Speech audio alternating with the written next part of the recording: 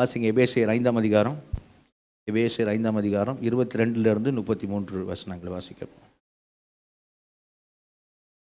மனைவிகளே, கர்த்தருக்கு கீழ்ப்படுகிறது போல உங்கள் சொந்த புருஷருக்கு கீழ்ப்படியுங்கள்.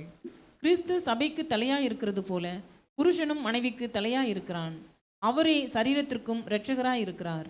ஆகையால் சபையானது கிறிஸ்துவுக்கு கீழ்ப்படுகிறது போல மனைவிகளும் தங்கள் சொந்த புருஷர்களுக்கு எந்த காரியத்திலேயும் கீழ்ப்படிந்திருக்க வேண்டும். புருஷர்களே, உங்கள் மனைவிகளில் அன்பு கூறுங்கள். அப்படியே கிறிஸ்துவும் சபையில் அன்பு கூர்ந்து தாம் அதை திருவசனத்தை கொண்டு தண்ணீர் முழுக்கினால் சுத்திகரித்து பரிசுத்தமாக்குகிறதற்கும் கரைத்திரை முதலானவைகள் ஒன்றும் இல்லாமல் பரிசுத்தமும் பிழையற்றதுமான மகிமையுள்ள சபையாக அதை தமக்கு முன் நிறுத்தி கொள்வதற்கும் தம்மை தாமே அதற்காக ஒப்பு கொடுத்தார். அப்படியே புருஷர்களும் தங்கள் மனைவிகளை தங்கள் சொந்த சரீரங்களாக பாவித்து அவர்களில் அன்பு கூற வேண்டும். தன் மனைவியில் அன்பு கூறுகிறவன் தன்னில் தான் அன்பு கூறுகிறான். தன் சொந்த மாம்சத்தை பகைத்தவன் ஒருவன். கர்த்தர் சபையை போஷித்து காப்பாற்றுகிறது போல ஒவ்வொருவனும் தன் மாம்சத்தை போஷித்து காப்பாற்றுகிறான். நாம் அவருடைய சரீரத்தின் அவயவங்களாயும் அவருடைய மாம்சத்திற்கும் அவருடைய எலும்புகளுக்கும் உரியவர்களாயும் இருக்கிறோம். இது நிமித்தம் மனுஷன் தன் தகப்பனையும் தன் தாயையும் விட்டு தன் மனைவியுடன் இசைந்து இருவரும் ஒரே மாம்சமாய் இருப்பார்கள். இந்த ரகசியம் பெரியது. நான் கிறிஸ்துவை பற்றியும் சபையை பற்றியும் சொல்லுகிறேன். எப்படியும் உங்களிலும் அவனவன் தன்னிடத்தில் அன்பு கூறுவது போல தன் மனைவியினிடத்திலும் அன்பு கூற கடவன். மனைவியும் புருஷனிடத்தில் பயபக்தியா இருக்க கடவுள். செய்திக்காக நாம் ஜெபிப்போம். வல்ல பிதாவே, நன்றோடுமை சோதரிக்கிறோம், துதிக்கிறோம்.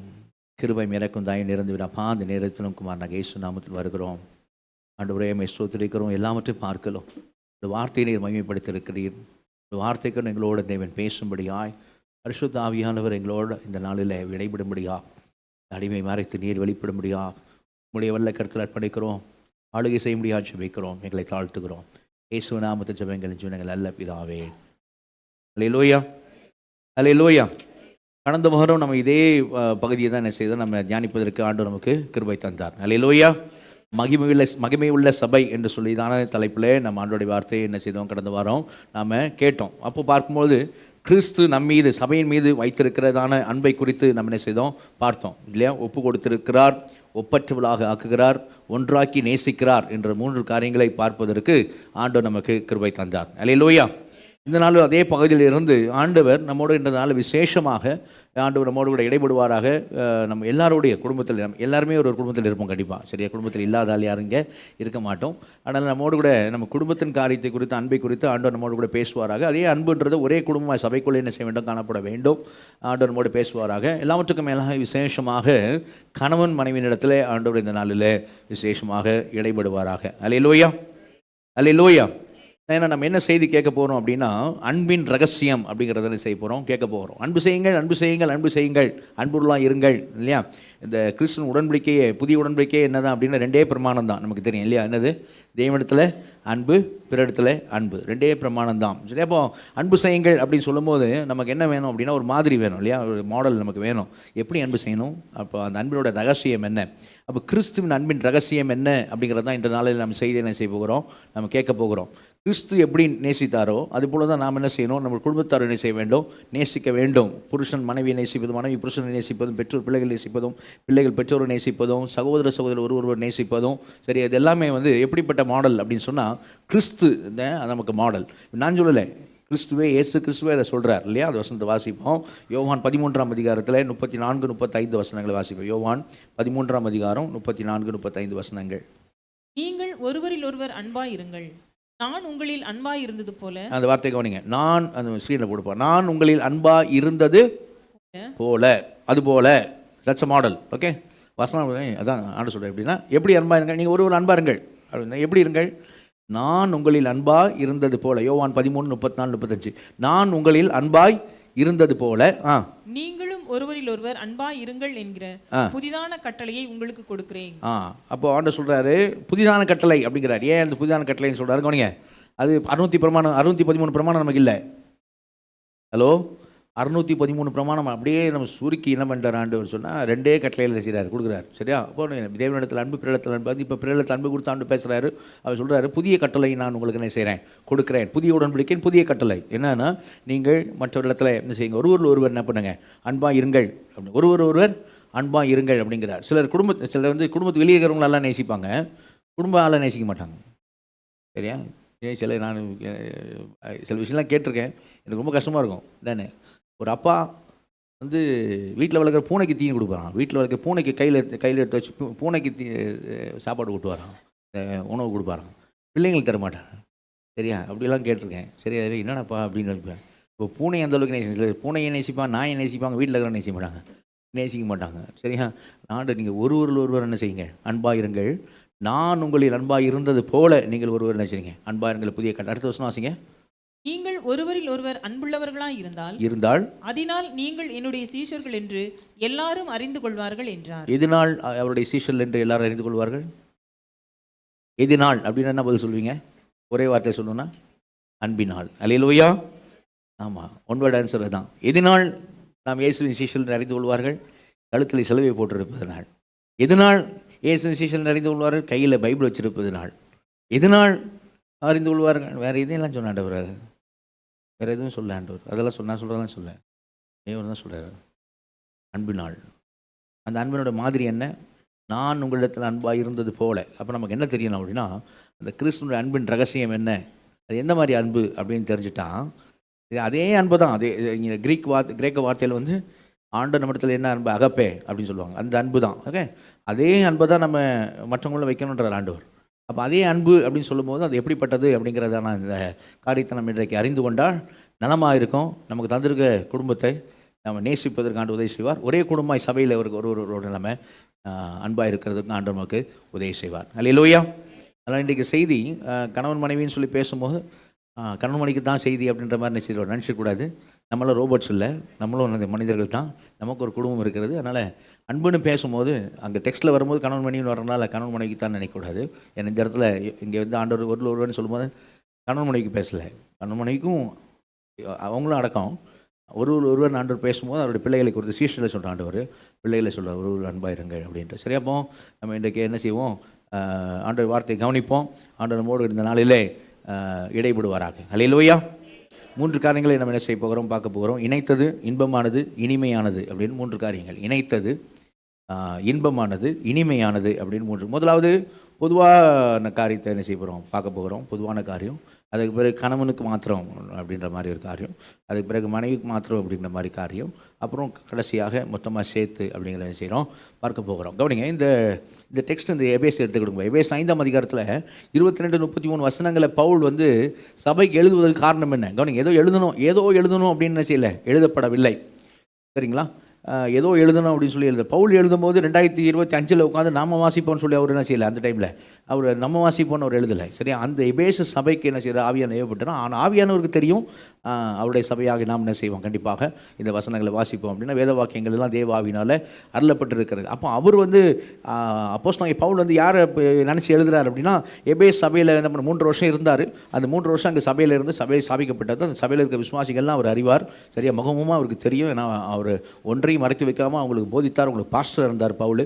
பாஸ்டருக்கு என்ன செய்ய ஆடுகள் தெரியும். அப்போ அவர் என்ன செய்தார், அவர்களை நினைத்து என்ன செய்தார், இல்லை ஏன் அவங்களை நினைச்சு இந்த வசனங்களை எபேசு 5ஆம் அதிகாரத்தில் 22-33 வருஷம் கூட 33 வசனங்கள் இருக்கிற குடும்ப காரியத்தை குறித்து ஏன் எழுதுறாரு அப்படின்னா, கவனிங்க, அது எபேஸ் சபையில் நீங்கள் புரிஞ்சுக்கா சொல்கிறேன். எபேஸ் பட்டணத்துடைய நடுவில் சபை இருக்குது அப்படின்னு வச்சுங்களேன். சுற்றி இருக்கிறதான ஜனங்களுடைய காரியம் என்ன?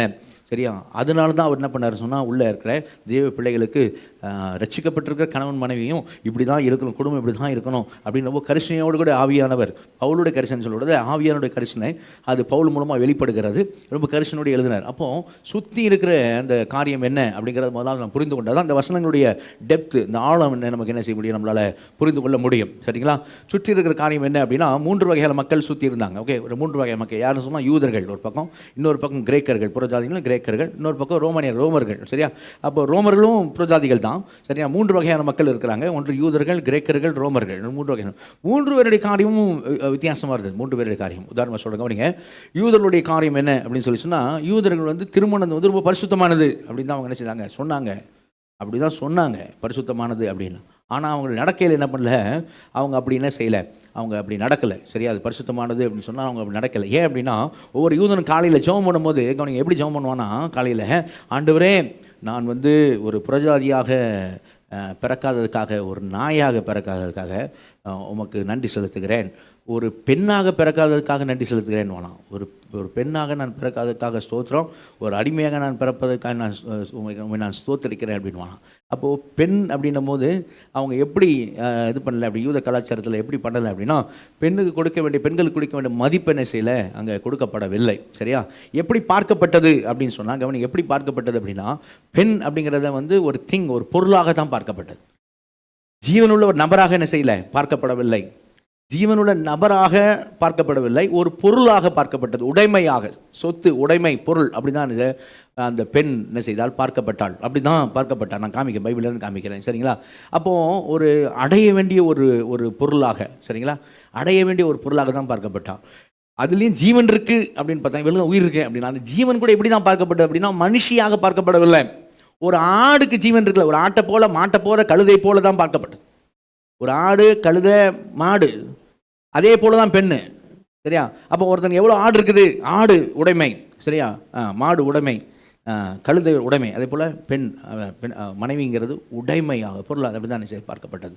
நீங்கள் எங்கேயும் போகணும், பைபிளே பார்த்தீங்கன்னா, நான் ஆபிரகாம் டைம்லேருந்து சொல்கிறேன். ஆபிரகாம் டைமில் ஆபிரகாம் வந்து எகிப்து பஞ்சத்தில் எகிப்து தேசத்துக்கு போவார். அது அவன் 12ஆம் அதிகாரம் 12-13 போடுப்பா. எகிப்து தேசம் போகும்போது சாராள் மனைவியை கூட்டு போவார். அவர் ரொம்ப அழகாக இருப்பான். சரியா? என்ன சொல்லி உள்ளே கூட்டு போவார்னா, இது மாதிரி விவரமா, நீ மட்டும் என் பொஞ்சாதின்னு சொல்லிடாத, சரியா, என் மனைவின்னு சொல்லிட்டேன்னா உன்னை அடையிறதுக்காக என்னை கொண்டு போட்டுருவானுங்க. சரியா? நீ உசுரோடு இருப்பேன், நான் இருக்க மாட்டேன், என்னை கொண்டுடுவானுங்க, அதனால் நீ என் சிஸ்டர்னு சொல்லிவிடு அப்படின்னு சொல்லி கூட்டு போவோம் உள்ள. சரி, அங்கே பார்த்தீங்கன்னா, நீ பிழைக்கும், என் உயிர் பிழைக்கும்படிக்கு நீ உன்னை என் சகோதரி என்று சொல், இல்லைன்னா என்னை கொண்டுடுவாங்க. சரி, என்ன மாதிரி கலாச்சாரம் பார்த்தீங்களா? அதாவது ஒரு உடைமையாக பார்க்குறான். அவள் ஆபிரகாமுடைய அந்த உடைமையை நான் அடைய வேண்டும், அந்த ஆட்டை நான் எடுக்கணும், அந்த மாட்டை நான், அந்த கழுதையை நான் தூக்கணும் அப்படின்ற மாதிரி அவன் மனைவியை. அப்போ எப்படி கொள்ளடிக்கிறது? அவனை கொண்டு போட்டு கொள்ளடிப்போம். அது மாதிரி. சரியா? புருஷனை கொண்டுட்டு என்ன செய்வோம், எடுத்துக்கிடுவோம். இவன் பிள்ளை வந்தான் பாருங்க, ஈசாக்கு.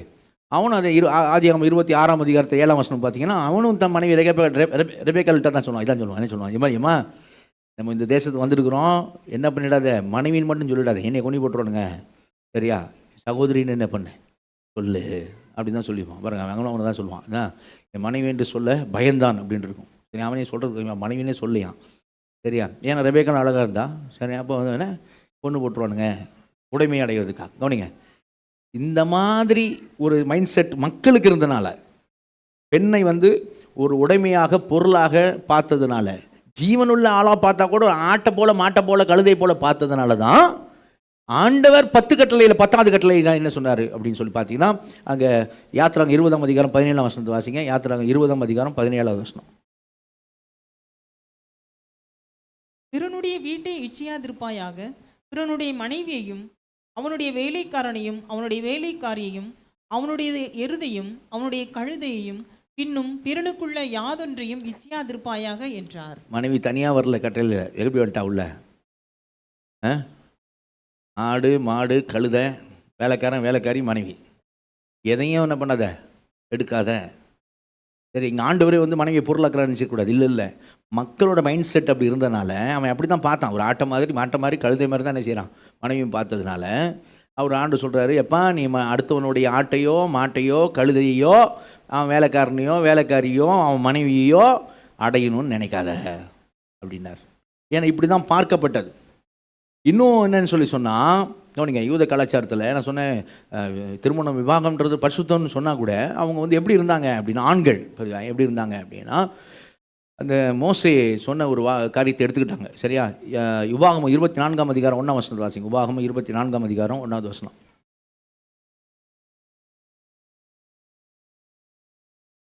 ஒருவன் ஒரு ஸ்திரீயை விவாகம் பண்ணி கொண்ட பின்பு அவளிடத்தில் லட்சியான காரியத்தை கண்டு அவள் மேல் பிரியமற்றவனானால், அவன் தள்ளுதலின் சீட்டை எழுதி அவள் கையிலே கொடுத்து அவளை தன் வீட்டிலிருந்து அனுப்பிவிடலாம். எப்படி சொல்கிறாப்புல, கவனிங்க, மோசே சொல்கிறாரு, லட்சணையான காரியத்தை கண்டு அவள் மேல் பிரியமற்றவனானால் என்ன செய்யலாம் அப்படின்னா, தள்ளுதல் சீட்டை, சரியா, டைவர்ஸ் நோட்டீஸ், தள்ளுதல் சீட்னா டைவர்ஸ் நோட்டீஸை கொடுத்து அவளை என்ன பண்ணலாம், வீட்டிலேருந்து என்ன பண்ணலாம், அனுப்பிவிடலாம் அப்படின்னு மோசே அங்கே உபாகமத்தில் இருக்கு. இந்த காரியத்தை எடுத்துக்கிட்டாங்க யார்? யூதர்கள். சரிங்களா? அப்போது அவங்க எடுத்துட்டவங்க 2 வகையான ரபிகள் கூட்டம் இருந்துச்சு. 2 வகையான ரபிகள் கூட்டம் இருந்தது. சரிங்களா? அப்போது அதில் வந்து இல்லல்னு சொல்லக்கூடிய ஒரு ரபிகள் கூட்டத்தில், சரிங்களா, அவங்க என்ன செஞ்சாங்க அப்படின்னு சொன்னால், இந்த லட்சையான காரியம் அப்படிங்கிறத எப்படி வியாக்கியானம் பண்ணிட்டாங்க அப்படின்னா, இன்னொரு கூட்டம் இருந்து அவங்க கரெக்டாக சொன்னாங்க. ஆனால் இந்த லட்சையான காரியங்கிறது ஹில்லல் ரபி கூட்டங்கள் வந்து அவங்க அந்த ஸ்கூலில் படிக்கிறவங்க அவங்க எல்லாம் எப்படி இருந்தாங்க, எப்படி எடுத்துட்டாங்க அப்படின்னா, லட்சையான காரியத்தை அப்படின்னா, இப்போ லட்சையான காரியத்தை கண்டாள் அப்படின்னு. லட்சையான காரியம் என்ன? அவள் சாப்பாட்டில் உப்பு அதிகமாக போட்டான்னு வச்சுக்க, டைவர்ஸ்.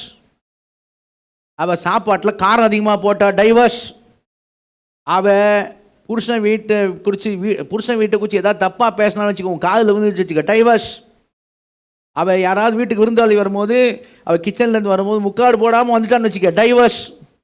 வெளியில் ரோட்டில் கடைக்கு போகும்போது யாராவது ஆம்பளைகிட்ட பேசினா வச்சுக்க, டைவர்ஸ்.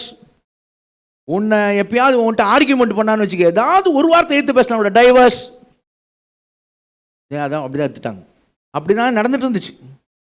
இப்போ பெண்கள் எப்படி இருப்பாங்க பார்த்துங்க, பெண்களுடைய நிலை, மனைவியோடைய நிலை என்னன்னு பார்த்துங்க. ஆனால் இந்த டைவர்ஸ்க்கு வந்து என்னது ரொம்ப கேஸ் போட்டு அப்படிலாம் ரொம்ப நாள் போய் அப்படிலாம் கிடையாது. ரொம்ப ஈஸியாக கிட்டேன் டைவர்ஸ். எப்படின்னா ஒரு ரபியை கூப்பிடணும், அந்த ரபி என்ன செய்வார் அப்படின்னா அவர் தான் தள்ளுவரி சீட்டை எழுதி கொடுப்பார். சரியா? இவன் சொல்லுவான் காரணம் என்ன, நீ என்ன காரணம், சமையல் சரியில்லை, காரம் அதிகமாக போடுறா, காரம் அதிகமாக போட்டதுனால உன்னை தள்ளி வைக்கிறேன், அவ்வளோதான், முடிஞ்சது கதை. சரியா? அப்போ கீழே 2 பேர் சாட்சி கையெழுத்து போடுவாங்க. ரபி வந்து தள்ளுவரி சீட்டு எழுதிடுவார், 2 பேர் சாட்சி கையெழுத்து பண்ணி தாங்க வாமா இந்த அப்படி போயிட்டே இருப்போ, அவ்வளோதான், போயிட்டே இரு அமைச்சிருவாங்க. சரி, அப்படி தான் இருந்துச்சு. அதனால் அவங்க இந்த குரூப் தான், சரி, இந்த இல்லல்னு சொல்லக்கூடிய இந்த குரூப் தான் அவங்க பரிசையில் வந்து என்ன பண்ணாங்க, இதில் புதிய ஏற்பாட்டில் இயேசுகிட்ட வந்து கேட்குறாங்க. என்ன கேட்டாங்க அப்படின்னா, மத்திய 19 அதிகாரத்தில் வாங்க, மத்திய 19 அதிகாரத்தில் 3ஆம் வசனத்தில் வாசிங்க.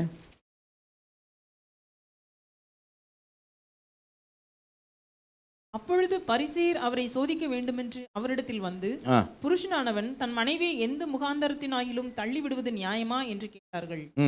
அவர்களுக்கு அவர் பிரதித்திரமாக, ஆதியிலே மனுஷரை உண்டாக்கினவர் அவர்களை ஆணும் பெண்ணுமாக உண்டாக்கினார் என்பதையும், இது நிமித்தம் புருஷனானவன் தன் தகப்பனையும் தாயையும் விட்டு தன் மனைவியோடு இசைந்திருப்பான், அவர்கள் இருவரும் ஒரே மாம்சமாய் இருப்பார்கள் என்று அவர் சொன்னதையும் நீங்கள் வாசிக்கவில்லையா? இப்படி இருக்கிறபடினால் அவர்கள் இருவராய் இராமல் ஒரே மாம்சமாய் இருக்கிறார்கள். ஆகையால் தேவன் இணைத்ததை மனிதன் பிரிக்காதிருக்க கடவன் என்றார். என்ன ஆண்டவர்கிட்ட வந்து கேட்குறாங்க, ஆண்டவரே மனைவி தள்ளிவிடலாமா அப்படின்னாங்க. நீங்கள் என்ன சொல்கிறீங்க? ஏன்னா 2 குரூப் இருக்காங்கல்ல, நீங்கள் என்ன சொல்கிறீங்க? இல்லல் குரூப் வந்து ஆண்டவர்கிட்ட போதுக்கிறேன், நீங்கள் என்ன சொல்கிறீங்க? தள்ளிடலான்றீங்களா, தள்ள வேணான்றீங்களா? ஆண்டவர் என்ன சொன்னார்னா, தேவன் உண்டாக்கும் போது ஆணும் பெண்ணுமாக உண்டாக்கினார், அவன் மனைவியோடு என்ன செய்தான், இசைந்திருப்பான், இருவரும் ஒரே மாம்சமாக இருக்கிறார்கள், தேவன் இணைத்ததை மனிதன் பிரிக்காது இருக்க கடவுள். நல்லா அல்லேலூயா சொல்லுங்க, அல்லேலூயா. அப்போ அவர் இருதயத்தில் என்ன இருந்துச்சுன்னா பிரியக்கூடாது.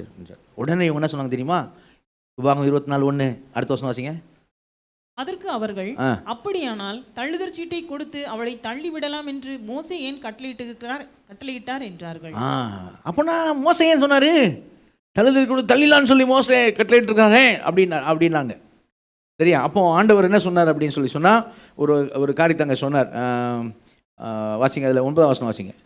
9ஆம் வசனம். ஆதலால் எவனாகிலும் தன் மனைவி வேசித்தனம் செய்தது நிமித்தமே அன்றி அவளை தள்ளிவிட்டு வேறொருத்தியை விவாகம் பண்ணினால் அவன் விபச்சாரம் செய்கிறவனாய் இருப்பான். சரி, அப்போ என்ன சொல்றாரு கவனிங்க, ஒரு காரணம் சொல்றாரு. அது அந்த கவனிங்க, அந்த லட்சையான காரியத்தை கண்டு அப்படின்னு அந்த உபாகமம் 24:1 வர்றத, அந்த லட்சையான காரியம் என்ன அப்படின்னா, காரம் அதிகமாக போட்டு உப்பு அதிகமாக போட்டால் முக்காடு போடாமல் போட்டால் பேசிட்டா எதிர்த்து ஆர்கியூமெண்ட் பண்ணிட்டா வீட்டை தப்பாக பேசிட்டா அதெல்லாம் இல்லைப்பா. லட்சியான காரியம் என்னன்னா வேசித்தனம். சரியா? அப்போ அந்த வேசித்தனத்தின் முகாந்தரத்தின் ஒளிய உனக்கு அந்த விஷயத்தில் துரோகம் பண்ணிட்டா அப்படின்னா மட்டும் என்ன செய்யலாம் அப்படின்னா நீ தள்ளிவிடலாம் அப்படின்ட்டு சொன்னார். ஆனால் என்ன சொன்னார் தெரியுமா ஆண்டவர்? இது கூட ஆதி முதலாம் அப்படி இருக்கவில்லை. நீங்கள் முந்தின வசனம் பாருங்கள், 8ஆம் வசனம் வாசிங்க. 8வது வசனம். அதற்கு அவர், உங்கள் மனைவிகளை தள்ளி விடலாம் என்று உங்கள் இருதய கடினத்து நிமித்தம் மோசே உங்களுக்கு இடம் கொடுத்தார். ஆதி முதலாய் அப்படி இருக்கவில்லை. கவனிங்க, இங்க இப்போ அந்த உபாகமம் 24:1 தேவன் கொடுத்தாரா மோசே கொடுத்தாரா? யார் கொடுத்தது? இங்க என்ன ஆண்டவரே சொல்றாரு, ஆதி முதல்ல அப்படி கிடையாது, உங்களோட இருதயத்தின் கடினத்து நிமித்தம் மோசே சொன்னாப்ல. சரியா? மோசே சொன்ன உங்க இருதயத்தின் கடின நிமித்தம் தான். ஆதி முதல்ல அப்படி இல்லை அப்படின்னா தேவனுடைய விருப்பம் அது கிடையாது. அவர் தள்ளி விடுதலை வெறுக்கிற தேவன். ஆதி முதல்ல அப்படி இல்லை, உங்கள் இருதயத்தின் கடின நிமித்தம். இதெல்லாம் முக்கியமானது என்னன்னா, இவங்க என்ன சொன்னாங்க அப்படின்னா 7ஆம் வசனத்தில் மோசே ஏன் கட்டளையிட்டார் அப்படின்னாங்க. சரியா? ஆண்டவர் என்ன சொன்னார்னா, இது கட்டளையாக தேவன் கொடுக்கவில்லை, இது கட்டளையா தரல. வேற வழி இல்லைன்னா அந்த வேசித்தனம், அதனால உன்னால மனைவி மன்னிக்க முடியல, அவளை சரி பண்ண முடியல அப்படின்னா, இந்த எமர்ஜென்சி எக்ஸிட் சொல்லுவாங்க தெரியுமா, எமர்ஜென்சி எக்ஸிட், வேற வழியே இல்லை அப்படின்னா சரி அப்படின்னு. இது கட்டளையா கொடுக்கப்படல, அனுமதிக்கப்பட்டது. It is not a law. அது கட்டளை கிடையாது. மோசே கட்டளையா தரல, தேவன் கட்டளையா கொடுக்கல. இது உங்க இருதயத்துக்கு கணிந்து மட்டும் அப்ப என்ன பண்றது அப்படின்னு கேட்கறதுனால ஓகே அப்படின்னு அனுமதிக்கப்பட்ட ஒரு விஷயம், கட்டளை கிடையாது. இப்போ நீங்க உபாகம் 24:1 வாசிங்க. கட்டளையா இருக்கா இல்ல சஜஷன் போல இருக்கான்னு இப்ப தெரியும் பாருங்க. வாசிங்க இப்போ உபாகம் 24:1 வாசிங்க. ஒருவன் ஒரு ஸ்திரீயை விவாகம் பண்ணிக்கொண்ட பின்பு அவளிடத்தில் லட்சியான காரியத்தை கண்டு அவள் மேல் பிரியமற்றவனானால் அவன் தள்ளுதலின் சீட்டை எழுதி அவள் கையிலே கொடுத்து அவளை தன் வீட்டிலிருந்து அனுப்பிவிடலாம். அனுப்பி விடலாம், அனுப்பிவிட வேண்டும். அது கட்டளை. சரியா? அது கட்டளை. அனுப்பிவிடக் கூடாது, அது கட்டளை. வேண்டும், கூடாது, அது கட்டளை. ஆனா அவன் மோசே உங்க இருதயத்துக்கு கடித்த நிமித்தம் அனுமதித்தாப்ல. தேவனுடைய இருதயத்தில் இல்லை, ஆதி முதல்ல இல்லை, தேவனுடைய இருதயத்தில் இல்லை. தேவ கட்டளை கிடையாது, அது தேவ சுத்தம் கிடையாது. அது நான் வேற வழியே இல்லை நீ சொன்னா, எமர்ஜென்சி எக்ஸிட் வேணும்னா சரி அப்படின்னு அனுமதிக்கப்பட்ட ஒரு காரியம். ஆனால் யூதர்கள் எப்படி ஆக்கிட்டாங்கன்னா, இந்த ஹில்லல் குரூப்னால அவன் அன்றாட லைஃப் ஸ்டைலாகவே ஆக்கிட்டான். அப்போ வீட்டில் மனைவி எப்படி இருப்பாங்க பார்த்துக்கிடுங்க. எத்தனை தடவை குழம்பு எடுத்து நக்கினாங்களோ எனக்கு தெரியல. ஐயோ காரமாக இருந்துடக்கூடாது, என்னம்மா காரமாக இருந்தா அப்படின்னு பிள்ளை கேட்டானே சொல்லுவாங்க, அம்மா வாழ்க்கையே போயிடும். சரியா? அவங்க அப்பா என்ன பண்ணுவார், ஒரே ஒரு சீட்டை மட்டும் கொடுத்துட்டு போயிட்டே இருப்பார் இல்லையா? அப்படி தான் நான் கொஞ்சம் யோசிச்சு பாருங்க. நான் சொல்கிறத நான் சொல்ல கொஞ்சம் சிரிப்பாக இருந்தாலும் அவங்களோட நிலைமை என்னன்னு யோசிச்சு பாருங்க. அது மாதிரி தான் இருந்துச்சு. அந்த யூதர்கள், இப்படி செய்கிற யூதர்கள் அந்த எபேசு சபை சுற்றிலும் இருந்தார்கள். இப்படி செய்கிற யூதர்கள் எபேசு சபை சுற்றிலும் என்ன செய்தாங்க, அவங்களும் ஹஸ்பண்ட் ஒய்ஃபா அப்படின்னு என்ன செய்தாங்க, இருந்தாங்க. சரிங்களா? கிரேக்கர்கள் அவங்களுடைய காரியம் எப்படிதுமா, கிரேக்கர்கள் காரியம் எப்படின்னா அவங்களுக்கு நோ லாவும் இல்லை, சஜஷனும் இல்லை. என்னது டைவர்ஸ் கேஸ்லாம் அதெல்லாம் இல்லை. அவங்களுடைய இது எப்படின்னா எத்தனை மனைவி வேணாலும் கல்யாணம் பண்ணிக்கலாம், எல்லாரும் மனைவி தான்.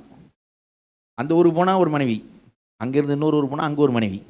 உன்னால் மேனேஜ் பண்ண முடியுமா, பண்ணிக்க.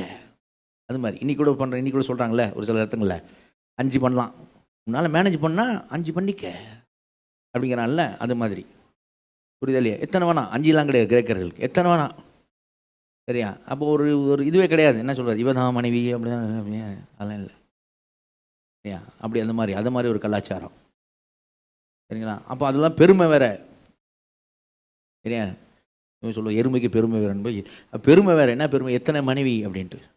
பைபிளில் சாலமோன் ராஜா, சரியா, மொத்தம் 1000, 300 + 700 மனைவி + மறுமனையாட்டி.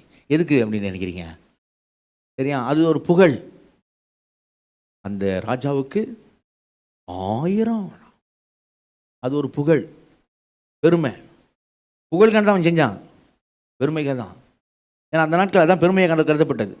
அந்த ராஜாவுக்கு எத்தனை மனைவி, ஒரே மனைவி. என்ன ஒரே மனைவி, புரியுதா இல்லையா? அந்த ராஜாவுக்கு 1000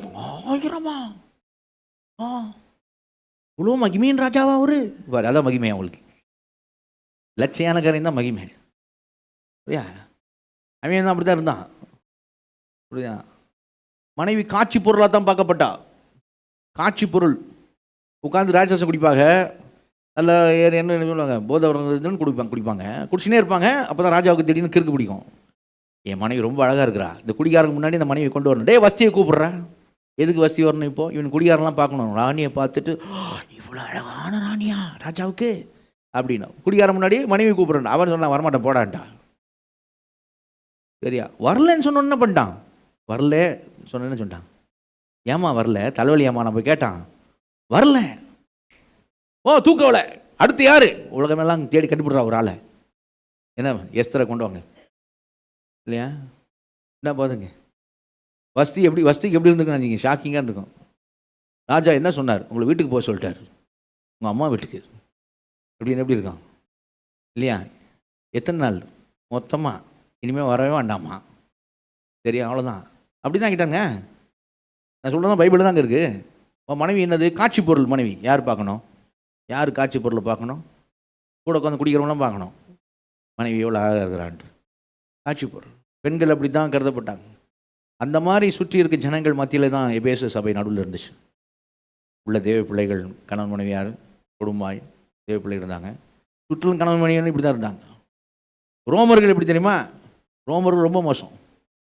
ரோமர்கள் எப்படின்னு சொன்னால் டைவர்ஸ் அவங்களே ரொம்ப ஈஸி. டைவர்ஸ் காரியங்கள் தான் எப்படி அப்படின்னா, நீங்கள் புரிஞ்சுக்காக சொல்கிறேன். ஒரு கல்யாணத்தில் மீட் பண்ணுறாங்கன்னு வச்சுக்கோங்க. கல்யாணம் நிறைய பேர் வருவாங்கள்ல. ஒரு இன்ட்ரடியூஸ் பண்ணும்போது ஒரு பொண்ணு வந்து, ஒரு லேடி வந்து இன்னொரு லேடிக்கு இல்லை இன்னொரு ஹஸ்பண்டுக்கு, இன்னொரு ஆளுக்கு இன்ட்ரடியூஸ் பண்ணும்போது எப்படி ஹஸ்பண்ட் எப்படி இன்ட்ரடியூஸ் பண்ணுவா அப்படின்னா, இவர் வந்து எனக்கு 23வது கணவர், இவர் எனக்கு 23வது கணவர், நான் அவருக்கு 21வது மனைவி. நீ அவ்வளோதானா? நான் 25வது மனைவி என்னோட கணவருக்கு. பாத்தியா? அப்படி தான் அவங்க. புரியுதா இல்லையா? சொல்ல புரியுதா? அவங்க கலாச்சாரம் அப்படி. என்ன இது 23 சொல்கிற? என் நம்பர் பாரு எப்படி இருக்கு, சரியா? காரி துப்புற மாதிரி இருக்கு.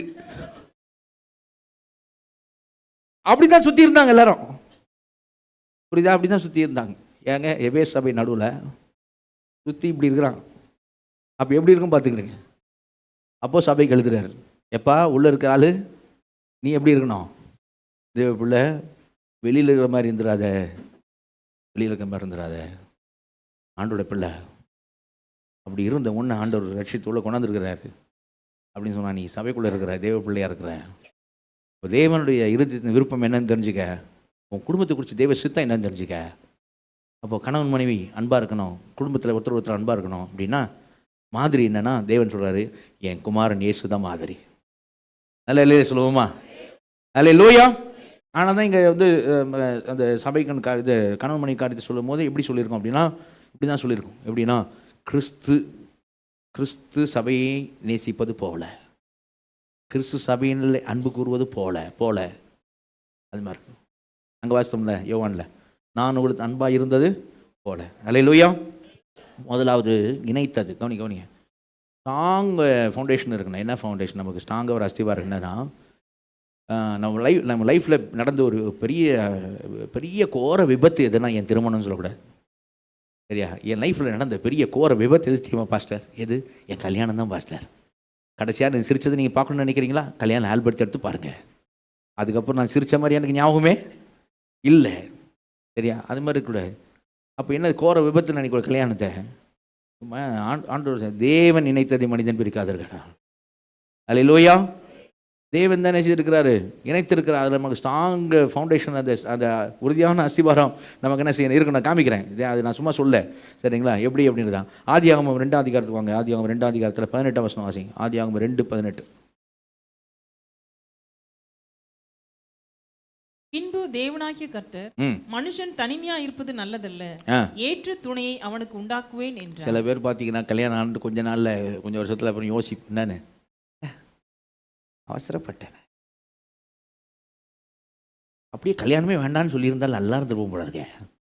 அவசரப்பட்டு கல்யாணம் பண்ணிட்டாங்களே, பண்ணுன்னு அப்படி பண்ண வச்சிட்டாங்களே. சரியா? ஆண்டவரே சொல்றாரு, எல்லாவற்றையும் நல்லது என்று கண்டவர் ஒன்றை மட்டும் நல்லது அல்ல என்று கண்டார். மனுஷன் தனிமையாக இருப்பது நல்ல கிழமை தலையை சொல்லுவோமா? ஆமாம். இவளை மட்டும் நாங்கள் கல்யாணம் பண்ணாமல் இருந்திருந்தா எங்கே போயிருப்பேன் தெரியுமா? நீ அப்படி போயிடக்கூடாதுன்னு தான் அவர் பண்ணி வச்சிருக்கிறார், சரியா? ஆமாம். எங்கே போயிருப்பேன் தெரியுமா? பாதாளம் தான் போயிருப்பேன். பாதாளத்தில் கொடிய வேதனைப்படுகிற பொழுது அப்படின்னு. ஏன் வேண்டாம்? ஏன்னா ஆண்டு என்ன பண்ணார்? இல்லை சொல்லுவாங்க, அதனால் இங்கேயே வேதனை அனுபவிக்க விட்டாரா அப்படின்னு. இல்லை, ஆண்டவர் வந்து நம்மளை இணைத்திருக்கிறதுக்கு அவனுங்க தேவன் இணைத்திருக்கிறார். அப்படின்னா நம்ம தான் ஏதாவது மிஸ்டேக்லாம் பண்ணுவோம், சாரி சொல்லுவோம். ஆண்டவர் ஒரு நாளும் மிஸ்டேக் பண்ணுறவர் இல்லை. அல்லேலூயா. ஆமாம், சரியா? இந்த பூமியே அப்படி அந்தரங்கத்தில் நிற்க வச்சிருக்காரு. நம்ம ஒரு பொருளோடு நிற்க முடியாது நம்மளால், சரியா? பூமியே அந்தரங்கத்தில் இருக்குது. அப்படின்னா எப்படி நிற்குது? அவர் அனந்த ஞானத்தில் நிற்குது, சரியா? நம்ம ஆண்டவர் சும்மா சாதாரண நிற்கக்கூடாதுங்க நீங்கள், சரியா? இப்படி தான் செய்யணும் நோவா பேழைய அப்படின்னு சொல்லுவார். கரெக்டாக அந்த நீளம், அந்த அகலம் இதெல்லாம் கரெக்டாக பண்ணு. அப்படி பண்ணி தண்ணியில் விட்டா அது தண்ணியில் மிதக்குது. அது உள்ள எவ்வளோ மிருகங்கள் இருந்தாலும் சரி தண்ணியில் மிதக்குது. நீ ஒரு சின்ன கள்ளத்துக்கு தண்ணியில் போடு, சின்ன கல்லை தண்ணியில் போடு, என்னது உள்ள போயிடுது. கப்பல் மிதக்குது, கல் உள்ள போகுது. கப்பல் எப்படி மிதக்குது? நோவாவுக்கு அவர் சொன்னது, அது மனுஷன் தான், அனந்த ஞானம் உள்ளவர். நல்ல அல்லையிலே சொல்லுங்க. அப்படிப்பட்டவர் தான் உன் திருமணத்தை நடத்தி வைத்திருக்கிறார். அல்லேலூயா. அல்லது நீ நடத்த போகிறார். அல்லேலூயா. ஆமாம், அப்பாண்ணா நமக்கு யாரோட கண்ட்ரோலில் இருக்கிறோம் அப்படின்னா என் வாழ்க்கையை அவர் பொறுப்பெடுத்திருக்கிறார். அல்லேலூயா.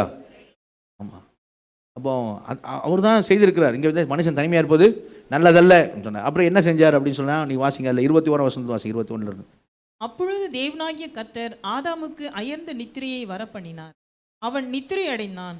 அவர் அவன் விலா எலும்புகளில் ஒன்றை எடுத்து அந்த இடத்தை சதையினால் அடைத்தார். தேவனாகிய கர்த்தர் தாம் மனுஷனில் எடுத்த விலா எலும்பை மனுஷியாக உருவாக்கி அவளை மனுஷனிடத்தில் கொண்டு வந்தார். அப்பொழுது ஆதாம், இவள் என் எலும்பில் எலும்பும் என் மாம்சத்தில் மாம்சமுமாய் இருக்கிறாள். இவள் மனுஷனில் எடுக்கப்பட்டபடினால் மனுஷி என்னப்படுவாள் என்றான்.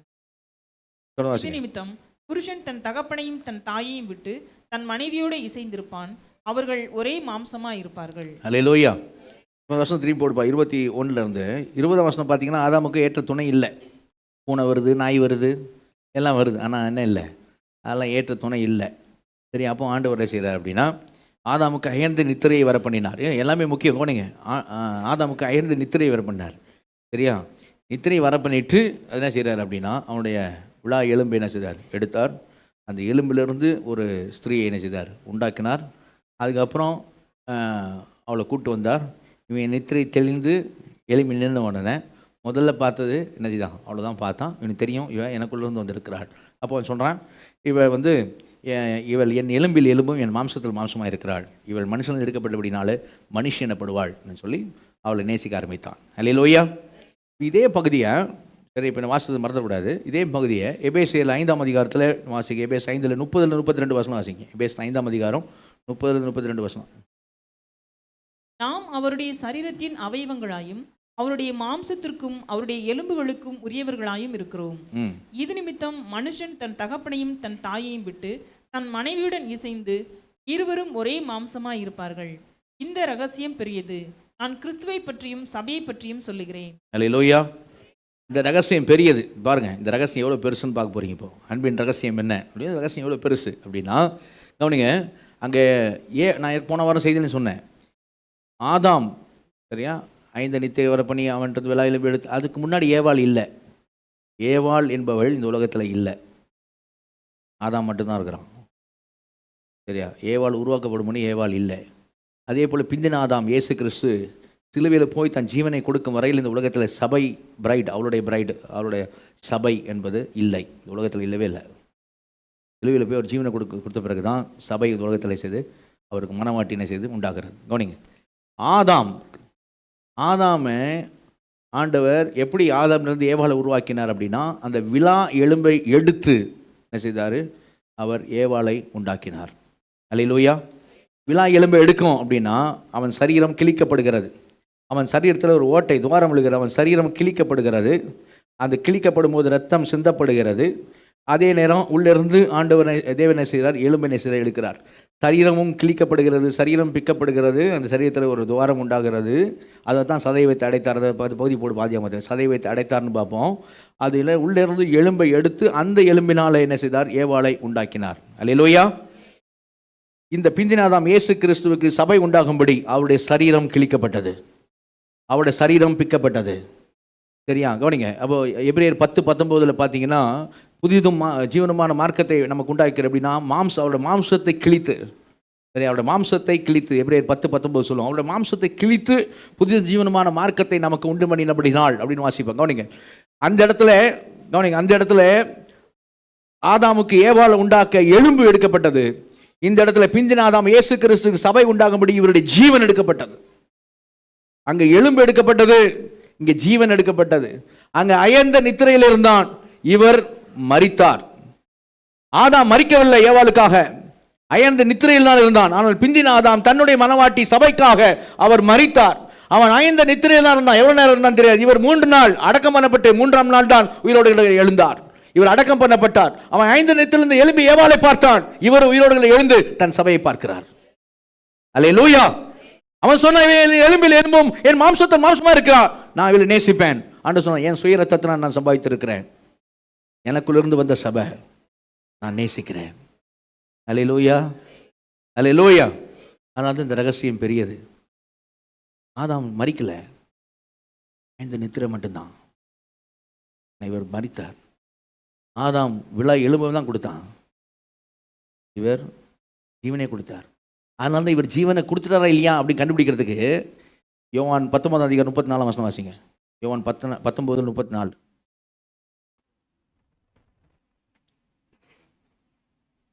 ஆகிலும் போர்ச்சேவகரில் ஒருவன் ஈட்டினாலே அவருடைய விலாவில் குத்தினான், உடனே இரத்தமும் தண்ணீரும் புறப்பட்டது. எங்க குத்துனா? எங்க குத்துனா? விழாவில் குத்துனா. ரத்தமும் தண்ணீரும், முழு ரத்தம். அவன் எவ்வளோ ரத்தம் சிந்தனான்னு தெரியாது ஆதாம், அங்கே நம்ம குறிப்பிடப்படலை பைபிளில். ஆனால் கண்டிப்பாக கிளிக்கும் ரத்தம் வந்திருக்கும், சரியா? இங்கே ரத்தம் முழுவதையும் தந்தார். அல்லேலூயா. ஆனால் ரத்தம் இல்லாமல் தண்ணீர் வந்தது. அந்த விழா எலும்பு இங்கே ஜீவனை இவர் கொடுத்தாங்கிறதுக்கு அவன் டெஸ்ட் பண்ணுறான். செத்துட்டாரா இல்லையா பாருப்பா அப்படின்னா, கரெக்டாக விழாவில் குத்துறான். அங்கே முந்தின ஆதாமுக்கும் விழாவில் தான் சரியா எலும்பு எடுக்கப்பட்டது. இங்கே பிந்தின ஆதாமுக்கு விழாவில் தான் நினச்சிது அவர் ஜீவனை கொடுத்துட்டாரா இல்லையா அப்படின்னு கண்டுபிடிக்கிறது. அங்கே தான் குத்தப்படுது, சரிங்களா? இதெல்லாம் சும்மா ஏதோ நடக்குது அப்படி இல்லைங்க. அதாவது பவுல் சொல்ற, இந்த ரகசியம் பெரியதுன்றார். இந்த ரகசியம் பெரியது. அப்போ அன்றைக்கு ஆதாமுக்கு ஒரு ஏவாள் உண்டாக்கப்பட்டது போதுதான் பிந்தின ஆதாம் இயேசு கிறிஸ்துவுக்காக அவருடைய அழகை மனவாட்டி உண்டாக்கப்பட்டிருக்கிறார். அல்லேலூயா. அதான்ப்பா தேவன் செய்திருக்கிறார். கவனிங்க, ஆதாமுக்கு ஒரு துணை உண்டாக்க வேண்டும் என்பது தேவனுடைய விருப்பம். அதே போல் இயேசு கிறிஸ்துவுக்கு ஒரு மனவாட்டியை உண்டாக்க வேண்டும் என்பது தேவனுடைய விருப்பம். ஆதி காலம் முதல் தேவன் தன் இருதயத்தில் என்ன செய்தார்? மறைத்து வைத்திருந்தார். சபை என்ன பண்ணார்? மறைச்சு வச்சிருந்தார். அப்படி தான் பைபிள் சொல்லுது இல்லையா? எபேசு 3ஆம் அதிகாரத்தில் 6ஆம் வசனம் வாசிங்க. எபேசு 3ஆம் அதிகாரம் 6வது வசனம். இந்த ரகசியம் இப்பொழுது அவருடைய பரிசுத்த அப்போஸ்தலருக்கும் தீர்க்கதரிசிகளுக்கும் ஆவியானவராலே வெளிப்படுத்தப்பட்டிருக்கிறது போல முற்காலங்களில் மனுபுத்திரருக்கு அறிவிக்கப்படவில்லை. இந்த ரகசியம் முற்காலங்கள் மனுபுத்திரருக்கு என்ன பண்ணல? அறிவிக்கப்படவில்லை. என்ன ரகசியம்? 3ஆம் வசனம் வாசிங்க. என்ன ரகசியம்? 3ஆம் வசனம். அது என்னவெனில், புறஜாதிகள் சுவிசேஷத்தினாலே உடன் சுதந்திரருமாய் ஒரே சரீரத்திற்குள்ளானவர்களுமாய் கிறிஸ்துவுக்குள் அவர் பண்ணின வாக்குத்தத்தத்துக்கு உடன் பங்காளிகளுமாய் இருக்கிறார்கள் என்கிற இந்த ரகசியத்தை அவர் எனக்கு வெளிப்படுத்தி அறிவித்தார். அல்லேலூயா. ஒரே சரீரத்துக்குள்ளாரமா, புறஜாதி நாமும் யூதரோடு சேர்ந்து ஒரே சரீரத்துக்குள்ளாரமா இருக்கிற இந்த ரகசியம். இது திடீர்னு உண்டாவல. இயேசு கிறிஸ்து வந்துட்டு திடீர்னு ஆக்சிடென்ட்டாக சபை வந்ததில்லை, திடீர்னு எதிர்பார்க்காம சபை அப்படின்னு ஒன்று உருவாகல. ஆதி காலம் முதல் தேவன் தன் இருதயத்தில் மறைத்து வைத்திருந்த ரகசியம். அதை பிந்தின ஆதாம் தன் ஜீவனை கொடுத்த போது, முந்தின ஆதாம் எலும்பை கொடுத்தான், பிந்தின ஆதாம் ஜீவனை கொடுத்தான். முந்தின ஆதாம் ரத்தம் சிந்தினான், இவர் ரத்தம் முழுவதையும் கொடுத்தார். அவன் அயர்ந்த நித்திரையில் இருந்தான், இவரோ மரித்து 3 நாள் பூமியின் இருதயத்தில் இருந்தார். அவன் அயர்ந்த நித்திரையிலிருந்து எழுந்தான், இவர் மரித்து உயிரோடு எழும்பினார். அல்லேலூயா. அவன் தன் ஏவாளை பார்த்தான், நேசித்தான். இவர் தன்னுடைய மனவாட்டிய சபையை நேசிக்கிறார். அல்லேலூயா. அந்த தேவன் இவ்வளோ அழகாக பிளான் பண்ணி செய்த அதே தேவன் தான் உங்கள் லைஃபையும் பிளான் பண்ணியிருக்கிறார். அல்லேலூயா. சிலர் தங்கச்சி கேட்கும்போது, அண்ணனை கேட்கும், உனக்கு நீ எதுக்கு அண்ணனா வந்து பிறந்த அப்படின்னு வந்துடுமா? நீ எதுக்கு தங்கச்சியா வந்து பிறந்த? நீ கேட்கல. ஒரு குடும்பத்தில் நீ இருக்கிற, உனக்கு அவன் அண்ணனா இருக்கணும், நீ அவனுக்கு தம்பியாக இருக்கணும், அல்லது உனக்கு அக்காவாக இருக்கணும், நீ தங்கச்சியாக இருக்கணும், நீ அக்காவாக இருக்கணும், அவன் உனக்கு தம்பியாக இருக்கணும். இது நீ நிர்ணயம் பண்ணதில்லை. இது நீ நிர்ணயம் பண்ணதில்லை. எப்படி ஆதாமுக்கு ஒரு ஏவாள் வேணும்னு சொல்லி நிர்ணயம் பண்ணாரோ அனந்த ஞானம் உள்ளவர், எப்படி இயேசு கிறிஸ்துவுக்கு மனவாட்டியை நிர்ணயம் பண்ணாரோ அனந்த ஞானம் உள்ளவர், அப்படிதான் உன்னைய உன் குடும்பத்தில் வைக்கணும் அவர் நிர்ணயம் பண்ணியிருக்கிறார். அல்லேலூயா. அப்படின்னா அந்த குடும்பத்தாரை நீ நேசிக்கணும். அந்த குடும்பத்தில் தான் உன்னை வச்சிருக்காரு. கணவன் மனைவியை நேசிக்கணும், மனைவி கணவன் நேசிக்கணும், பெற்றோர் பிள்ளைகள் நேசிக்கணும், பிள்ளைகள் பெற்றோர் நேசிக்கணும், கூட பிறந்த சகோதர சகோதரி நேசிக்கணும், நேசிக்கணும்ன்ற அந்த குடும்பத்துக்கு நிச்சயம் வச்சுக்கிறாரு. நீ சண்டை போடுறதுக்காக வச்சுக்கல ஆண்டவர், சரியா? அதுக்காக இல்லை. ஏன் நீ பிறந்தேன், ஏன் நான் பிறந்தேன், வேற எங்கேயாவது பிறந்திருக்கலாம் அப்படின்னு சொல்லுது. இந்த வீட்டில் பிறந்ததுக்கு வேற எங்கேயாவது பிறந்திருக்கலாம் ஆண்டவர் சித்தம் அது இல்லையே. நீ வேற எங்கேயாவது பிறந்திருந்தா வேறு மாதிரிலாம் போயிருப்பேன். கரெக்டாக நீ இருக்கணும்னு சொல்லிட்டு தான் உன்னை என்ன பண்ணியிருக்காரு, இந்த குடும்பத்தில் ஆண்டவர் ஒன்று வச்சிருக்கிறார். அல்லேலூயா. அவர் தான் எல்லாமே சுத்தப்படி செய்கிறார். என் லைஃப்பில் நான் சொல்லிட்டா, ஏற்கனவே பழைய ஆட்கள் சில பேருக்கு தெரியும், ஒரு நாள் சொல்கிறேன். திருமணம் எங்கள் 2 பேருக்கு திருமண விஷயத்தில் நான் வைப்பேன். ஒரு ஒரு பொண்ணெல்லாம் போயிட்டு ஆலந்தூரில் ஆர்சி சர்ச்சில் போய் பார்த்து வந்துடும். என் தங்கச்சி கேட்டால் அவருக்கு அப்படியே எல்லாம் ஞாபகத்தில் இருக்கும், பசுமையாக ஞாபகத்தில் இருக்கும். எனக்கு அவ்வளோ நிறைய ஞாபகத்தில் இருக்காது. அவள் கதையாக சொல்லுவாள். போய் ஒரு பொண்ணு ப்ரொஃபஸர் அவங்கள போய் பார்த்து வந்துட்டேன். போய் ஆலந்தூர் சர்ச்சில் பார்த்துட்டோம். நானும் போகிறேன். நான் எப்படின்னா போயிட்டு யாரையும் அதாவது நேராக பார்த்துட்டு எனக்கு பிடிக்கல அப்படி சொல்கிறதுக்குலாம் எனக்கு மனசு கிடையாது. அதனால் நான் எதுவுமே சொல்லலை. சரி, மௌனம் சம்பந்தம் மாதிரி இவங்களை எடுத்துட்டாங்க. அந்த பொண்ணுக்கு என்ன பிடிச்சிருந்துச்சு, நம்மளை பிடிக்காம போவோமா? அவன் ஓகேன்னு சொல்லிட்டா. சரியா, அப்போது இங்கே அங்கேருந்து வேனில் வீட்டுக்கு வரோம். ஒரே கல்யாண பேச்சாக தான் பேசிட்டு வராங்க. எங்கள் மாமா எருமசன், எங்கள் மாமா எங்கள் அம்மாவோட அண்ணன், இந்த மாதம் வச்சு இந்த மாதிரி அடுத்ததில் வச்சணும் ரசம். எங்கள் அம்மா ரசம் தான் ரசம், சீக்கிரம் கல்யாணத்தை வச்சணும், இது பண்ணணும் அப்படி பண்ணணும். ஆமாண்ணே இவனும் சரியில்லைண்ணே, இவனுக்கு ஒரு கால் கட்டு போட்டால் தானே சரியாக வருவான் அப்படின்னு பேசி ஒரே கல்யாண பேச்சாக தான் வருது. சரி, எனக்கு அப்போ ஆண்டவர் மேலே இதெல்லாம் அப்படிலாம் ஒன்றுமே கிடையாது. ஆண்டவரே என் வாழ்க்கையை எடுத்து ஒப்புவித்திருக்கிறேன் அதெல்லாம் இல்லை. சரியா, வீட்டுக்கு வந்த பிறகு ஒரே கல்யாண பேச்சுன்னா எல்லாரும் அந்த பொண்ணு பார்த்தது கல்யாணம் நடக்க போகுதுன்ற ஜோரில் என்ன பண்ணுறாங்க அப்படின்னா, பிரியாணி செய்வோம் அப்படின்ட்டு பிரியாணி செய்கிறாங்க. சிக்கன் பிரியாணி மறக்க நடக்குது. ஒரே கல்யாணம் பேசி என்ன அவ்வளோதான், கல்யாணம் அவ்வளோதான் அப்படி இப்படி பேசிக்கிறாங்க. மேனுவல்னால இம்முன்னு கூடுவாங்க. சரியா, அப்படி நடந்துருக்கு. ஆனால் ஆண்டவர் சித்தம் இல்லைல்ல. ஆண்டவர் ஒரு பள்ளிக்கு கட்டளையிட்டார். பள்ளிக்கு பெரிய பள்ளி ஆண்டவர் கட்டளை கொடுத்துட்டார், பிரியாணியில் குச்சிருன்ட்டார். அவ்வளோதான். அது நம்ம தான் அது உயிரினங்கள்லாம் அவர் சொல்கிறதில் டக்குன்னு கேட்கும். யோனா விழுங்கு ஆனால் சாப்பிடக்கூடாது அப்படின்னா ரைட்டு அப்படி வச்சுக்கோம், வாயிலே வச்சுக்கோம். நமக்கு ஒரு சாக்லேட் கூட நாக்கில் அப்படியே வச்சுன்னு இருக்க முடியாது, கரையாமல் வச்சு பாருங்கள். இப்போ இல்லை, வீட்டுக்கு போய் தானாகவே கரைஞ்சிரும். ஆனால் அது பாருங்கள் அப்படி வச்சுன்னு வச்சு வாயில் வயிற்றில். அப்போ பள்ளி வந்துடுச்சு. ஆனால் அதுவும் பாருங்கள், எங்கள் அம்மாவை பார்க்க வைக்கிறார் ஆண்டவர். ஏதோ பொத்துரு ஊந்துச்சு மைனி அப்படிங்கிறாங்க எங்கள் மாமா ஒய்ஃப்கிட்ட. மைனி ஏதோ உள்ளே ஊந்துச்சு மைனி, அப்படியா பாப்பா மைனி அப்படின்னு பார்த்தாங்க பாருங்க, பெரிய பள்ளி. அவ்வளோதான். இப்போ என்னாச்சு, நான் எதுவுமே சொல்ல, அவங்களே கல்யாண பேச்சே மாறி போச்சு. இந்த கல்யாணம் வேண்டாம், பள்ளி விழுந்து போச்சு, கல்யாணம் வேண்டாம், இந்த கல்யாணம் வேண்டாம், இந்த பொண்ணு வேண்டாம். நான் ஒன்றுமே பண்ணல. என்ன நீ வேணும்னு நான் சொல்லுவோம்னு சொல்லுவில்ல, வேணான்னு போதும் வேணும்னு சொல்லலை. நான் என்ன நடக்கட்டு அவ்வளோதான். அப்படி தான் நான் இருந்தேன். அந்த இது அப்படி நின்றுச்சு. அப்புறம் அந்த பக்கம் ஒரு ஆவடி சைடு ஒரு பக்கம் போய் ஒரு பொண்ணை பார்த்தாங்க, ஒரே பிள்ளை அந்த வீட்டுக்கு. அவங்க நல்லா வெல்டுடு.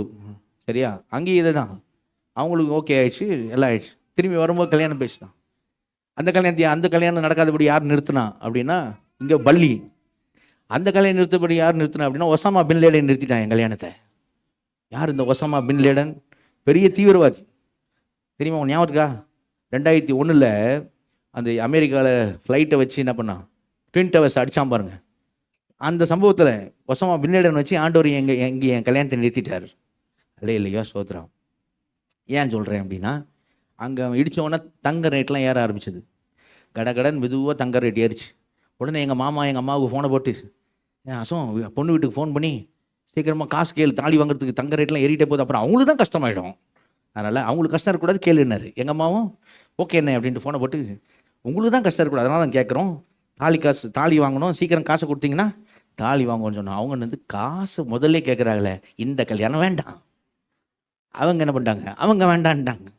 அப்புறம் நீ ஏன்ட்ட சொன்னாங்க என்னன்னு, இது கேட்டனால வேணான்ட்டாங்க, விடுங்க அவ்வளோதான், விடுங்க அப்படின்னு விட்டாச்சு. இப்படி தான் போயிட்டு இருந்துச்சு. சரி, இது என் பக்கம். பாஸ்தமா பக்கம் அப்படி தான் ஆண்டவர் கிரியை செஞ்சார். என் பக்கம் மட்டும் இல்லை, அவன் பக்கமும் ஆண்டவர் என்ன பண்ணார், அப்படி தான் கிரியை பண்ணார். எப்படி ஆண்டவர் அவங்களுடைய காரியத்தை சொல்லுவாங்க. அவனுங்க ஒரு என்ஜினியர் மாப்பிள்ளை, அவர் சாந்தோம் சர்ச்சில் வச்சு அவங்க அண்ணன் இவங்க அண்ணன் கூப்பிட்டு போகிறாரு. இவங்கள மாப்பிள்ளை வந்து பொண்ணை பார்க்கணும், சர்ச்சில் வச்சு பார்க்குறாங்க, சாந்தோம் சர்ச்சில் வச்சு. பார்த்தோன்னே அந்த என்ஜினியர் மாப்பிள்ளை என்ன பண்ணார், எங்கள் அத்தாங்கிட்ட பாசம் அண்ணங்கிட்ட பொண்ணுக்கிட்ட தனியாக பேசணும் அப்படின்னாரு. சரி பேசுங்க. தனியாக கூப்பிட்டு போயிட்டார். பாஸ்டமாவை கூப்பிட்டு போயிட்டு, இவருங்க எனக்கு கல்யாணம்லாம் வேண்டாம், பண்ணணும்னு அவசியம் இல்லை, ஆனால் நான் சாப்பிட்றதுக்கு ஒருத்தர் சமைச்சு கொடுக்கணும், சாப்பிட்ட பிறகு என் பாத்திரத்தை கழுவணும், என் துணியெல்லாம் துவைச்சி போடணும், என் வீட்டை பெருக்கணும், இதுக்கு தான் ஒரு ஆள் வேணும்னார். சரியா, நடக்குமா கல்யாணம்? சொல்லுங்கள், இப்படி பேசலாம் நடக்குமா கல்யாணம்? எங்கள் மாமனார் சொன்னார், பாஸ்டமோட அப்பா, அவன் என்ஜினியர் நாக்கில் சனி, அவனே அவன் கல்யாணத்துக்கு எடுத்துக்கிட்டான், இப்படியால பேசுவான், என் பிள்ளை வேலைக்காரியை விட்டுக்கிறவன் அப்படின்னாங்க. அதோட அந்த என்ஜினியர் மாப்பிள்ளையா தூக்கி போடுறா வேணாம் அப்படின்ட்டாங்க. இன்னொரு இடத்துலேருந்து எனக்கு தூரத்து சொந்தம், அந்த பையனுக்கு பொண்ணு பார்க்கணுன்னு சொல்லி என்ன பண்ணாங்க, வந்தாங்க. வரதுக்கு பிளான் பண்ணுறதுக்குள்ள இவங்க அம்மைக்காக கிச்சனில் வேலை செய்யும் போது சுடுதண்ணியை மேலே ஊற்றிக்கிறாங்க. கையில் ஊற்றி கையில் புண்ணாகி போச்சு. அந்த புண்ணு ஆறிட்டே வருது. ஆறிட்டு வந்த புண்ணு ஒரு மாதிரி அந்த ஆறின ஸ்டேஜ்லேருந்து ஒரு மாதிரி இருக்கும் தெரியுமா, அப்படி ஆறின ஸ்டேஜில் இருந்துச்சு. அந்த வீட்டிலேருந்து அந்த அம்மா வந்தாங்க. அந்த அம்மாவும் கூட இன்னொரு அம்மாவும் வந்தாங்க பொண்ணு பார்க்க. வந்தவங்க முகத்தெல்லாம் பார்த்தாங்க. கையில் என்னம்மா அப்படின்னு பார்த்தாங்க. சுடுதண்ணி ஊற்றிக்கிறோம். அப்படியா, சரிம்மா அப்படின்னாங்க. வீட்டில் போயிட்டு அங்கே அந்த பொண்ணுக்கு குஷ்டம் வேண்டாம் அப்படின்ட்டாங்க. அடேங்கடா, சரியா, எல்லாம் நன்மைக்கு தான் இல்லையா, அவ்வளோதான். இப்படியே இந்த பக்கம் நிறுத்தி ஆண்டவர் என்னையை கொண்டாந்து நாங்கள் 2 பேரும் சென்ட் தாமஸ் மவுண்ட்டில் என்னை பொண்ணு பார்க்கணும் கொண்டு போய் சென்ட் தாமஸ் மவுண்ட்டில் அவங்க அக்கா வீட்டில் சென்ட் தாமஸ் மவுண்ட்டில் சர்ச்சில் கொண்டு போய் நிறுத்துறாங்க. நானும் ஃபங்க்லாம் வச்சுக்கின்னு சரியா நான் போகிறேன். நமக்கு தான் தெரியுமே, நடந்தால் நடக்கும், இல்லைன்னா இல்லை, அவ்வளோ போவோம் அப்படின்னு போகிறேன். சரி, நேராக வேலையிலேருந்து ஸ்ட்ரைட்டாக வந்தேன். நான் அப்படியே ஃபங்க் வச்சுன்னு அப்படியே வந்து உட்காந்துருக்கேன். என் கையில் நகத்துலலாம் அழுக்கு. சரி, எனக்கு தெரியாது, இப்போ தான் சொன்னாங்க கொஞ்ச நாள் முன்னாடி. சரியா, அப்போ அழுக்கு. நாங்கள் 2 பேர் உட்காந்துருக்கோம் படிக்கட்டில் மூலையில். அங்கே மூலையில் பாஸ்ட் மோக்கா தான், இங்கே படிக்கட்டில் நான் உட்காந்துருக்கேன். இவங்க என் கையை பார்த்துருக்குறாங்க. விரலாம் நகத்துலலாம் அழுக்கு இருக்கிறதெல்லாம் பார்த்துருக்காங்க. பயங்கர சுத்தம் பார்க்குற ஆள். அப்படி வந்து என்ன பண்ணியிருப்பாங்க, சுத்தம் பார்க்குற ஆள். பண்டித பண்ணி இப்படி இருக்கான்பா. சரியா, இந்த மாதிரி பண்டி பயிலாக இருப்பான் போல இருக்கு. இவனை எது கல்யாணம் பண்ணுறது அப்படி தானே யோசிச்சிருக்கணும். அவங்க ஓகேன்ட்டாங்க. இவங்க ஓகேங்கிறாங்க. ஆனால் அவங்க அக்காவுக்கு இது இல்லை. அவங்க அக்கா என் கையில் இருக்கிறதெல்லாம் பார்க்கல. இருந்தாலும் அவங்க அக்கா வந்து திரும்பி வந்து, வினோமா பார்த்து சொல்லு, உனக்கு ஓகேவா, பார்த்து சொல்லு, ஓகேவா அப்படின்னு கேட்டுருக்காங்க. பார்த்து சொல்லு, ஓகே, எனக்கு ஓகே தான்க்கா அப்படின்னாங்க. ஏன்னா பாஸ்டம் அப்பயே முடிவு பண்ணாங்க, நிறைய வேலை இருக்குது நமக்கு அப்படி முடிவு பண்ணாங்கன்னு தெரியல. சரியா, என் தங்கச்சியும் கேட்டேன் என்கிட்ட, ஓகே சொல்லிட்டாங்களா? ஆமாம் ஓகே சொல்லிட்டாங்க. வீட்டுக்கே கூப்பிட்டாங்க. வீட்டுக்கே என்ன பண்ணாங்க, கூப்பிட்டாங்க. அதான் பிடிச்சிருந்தா வீட்டுக்கு கூப்பிடுவாங்க, பக்கத்தில் அக்கா வீட்டுக்கே வந்துடுங்க அப்படின்ட்டாங்க. பேசி முடிச்சிடலாம் அப்படின்னாங்க. வீட்டுக்கு போயிடும். நாங்கள் ஆசையாக உட்காந்துருந்தோம். பொண்ணை பார்த்தாச்சு, வர ஓகே ஆச்சு. இருந்தாலும் பொண்ணு தானேங்க இந்த இது என்ன சொல்லுவாங்க, இந்த ஸ்நாக்ஸ்லாம் கொண்டாடுவாங்க, காஃபி டீ எல்லாம் மாப்பிள்ளைக்கு அப்படி தானே கொண்டு வருவாங்க. அப்படியே ஆசையாக உட்காந்துருக்கும் எல்லோரும், பொண்ணு வந்து கொடுப்பா அப்படின்னு. அவங்க அக்கா மாமியார் வந்தாங்க, எடுத்துக்கிடுங்க ஆயில் என்ன, அதான் பொண்ணை தான் நீங்கள் அங்கே பார்த்துட்டீங்கல்ல, அப்புறம் என்ன இங்கே. சரியா, ஆனால் வெளியே வந்தோடனே என் தங்கச்சிட்டு மாதிரிட்டு நான் தான் சொன்னேன், இன்றைக்கி வந்து யோசிப்பா இன்னும் இம்மண்ணா இப்படின்னா. நான் அப்போலாம் எனக்கு ஆண்டவர் மேலாம் ஒரு இது இல்லை. என்ன நடக்கும்னு இருந்தால் நடக்கும். சரியா, நானும் ஓகே சொல்லிட்டேன், அவங்களும் ஓகே சொல்லிட்டேன். ஓகே, இது மாதிரி எத்தனை ஓகே இருக்குது. சரியா, ஆமாம், ஆனால் நடந்தது. ஏன்னா தெய்வ சித்தம். நல்ல இல்லையே சொல்லுங்கள், நல்ல இல்லையா. ஏன் அதை சொல்கிறேன் அப்படின்னா, இப்போ எனக்கு தெரியுது என்ன அப்படின்னா, தேவன் ஒரு அனந்த ஞானத்தினால என்ன செய்திருக்கிறார் அப்படின்னா, இல்லைலாம் பண்ணிருக்க என் பக்கம் ஒரு இது பக்கம், அவங்க பக்கம் இது பக்கம் அப்படியே கொண்டாந்து என்ன செய்கிறாரு, இணைத்திருக்கிறார். அப்படின்னா அவர் இணைத்ததுக்கு நோக்கம் உண்டு. அல்ல இல்லையா. இன்னும் என் லைஃப்பில் மட்டும் இல்லைங்க இது நான் சொல்கிறது, ஒவ்வொருத்தர் லைஃப்பில் சொல்கிறேன். ஒருத்தர் லைஃப்பில் சிடி ஸ்டட்டுன்னு ஒரு ஊழியக்காரு, அவருடைய லைஃப்பில் சரியா ஒரு மிஷினரியாக இருந்தவர். அவர் லைஃப் வாழ்ந்து ஊழியத்தை முடிச்சதுக்கப்புறம் சரியா, அவர் வந்து வயசான டைமில் 2 பேருமே ஒருத்தர் அது வரைக்கும் அவர் போயிட்டு சைனா, இந்தியா, ஆஃப்ரிக்கா 3 தேசங்களில் ஊழியம் செஞ்சுட்டு என்ன பண்ணார், ரிட்டர்ன் வந்தார். ரிட்டர்ன் வந்து அந்த ஊழியம் செய்யறதுக்கான பணத்தை ஜென்ரேட் பண்ணது யாருன்னு சொன்னால் ஒய்ஃப் தான். இங்கே என்ன இங்கிலாந்துலேருந்து என்ன பண்ணாங்க, ஜென்ரேட் பண்ணி கொடுத்தாங்க. அவர் சிடி ஸ்டட்டன் இங்கிலாந்து டீமில் 1901 1901 வருஷத்தில் கேப்டனாக இருந்தவர். இங்கிலாந்து டீம் கிரிக்கெட் டீம் கேப்டனாக இருந்தவர். ஆனால் ஊழியத்தில் முடிச்சுட்டு மிஷினரி அந்த வயசான காலத்தில் வந்து 2 பேரும் உட்காந்துருக்கும்போது இப்படி டேபிளில் எதிர்க்க உட்காந்துருக்காங்களாம். இப்படியே ரொம்ப நேரமாக அவர் மனைவியே இப்படியே பார்த்துட்டே இருந்தாராம்.